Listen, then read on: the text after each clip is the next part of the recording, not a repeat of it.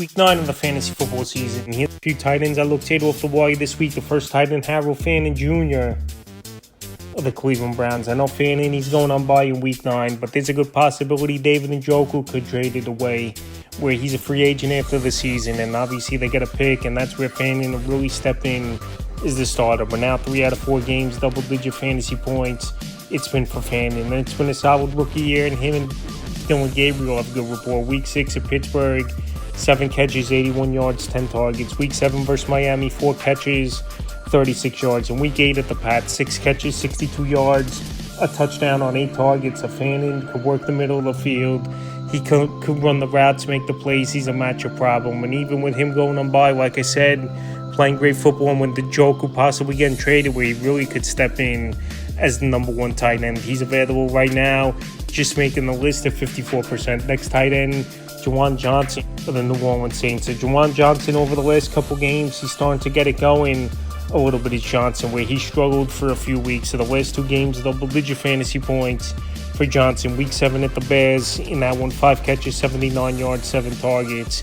Week 8 versus Tampa Bay, 5 catches, 53 yards on 8 targets. A Tyler Show came into the game last week for the New Orleans Saints. We'll see if he's the starter or Spencer Rattler going forward right now. But Juwan Johnson, we know he's a security blanket to either or young quarterback, obviously, over there in New Orleans. And he's a guy this season where he's had 5 games out of the 8 with double-digit fantasy points. So this week in a matchup at the Rams, where they're going to be chasing points early and often, I think Juwan Johnson is a good ad, and he's available right now in tons of fantasy leagues at 68%. The next tight end, Mason Taylor of the New York Jets. I know Taylor, another tight end, he's going on by this week, but tight end this week, thin position out there. And Mason Taylor, he's shown this season he could be a number 2 option in this passing game for New York.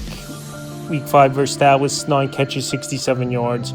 Week 6 versus Denver, a catch, 2 yards. Week 7 versus the Panthers, 3 catches, 31 yards. And Week 8 at Cincinnati, in the big come-from-behind victory for this first one of the season. 5 catches, 34 yards, and found the end zone. So Mason Taylor, he's going out there, he's making plays. I know he's a tight end where yard after catch and explosiveness isn't there, where if he catches the football using his size, obviously, and route running ability, he'll just get tackled and go down, but that's all right.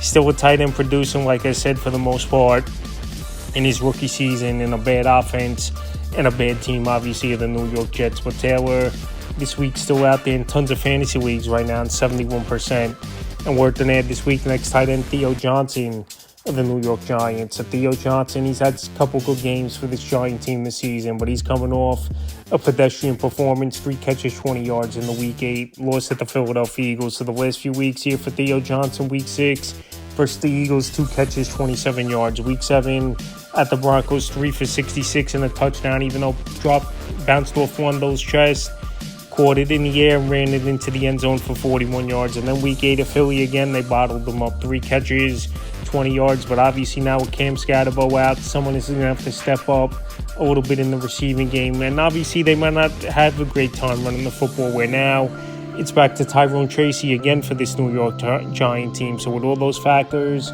I still think Theo Johnson's going to get worked into targets, and a guy could go out there decent this week here versus San Francisco 49ers. And he's available right now.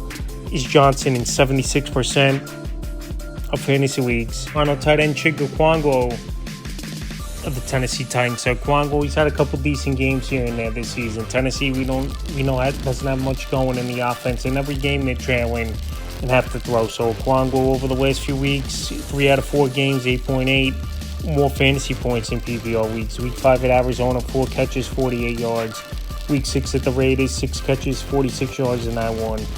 Week 7, he had a goose egg on 2 targets versus New England. And Week 8 in Indianapolis, 4 for 53 on 5 targets. So like I said, this Tennessee Titan team is going to be trailing early and often for the remainder of the season. Cam Ward, he doesn't look good at quarterback.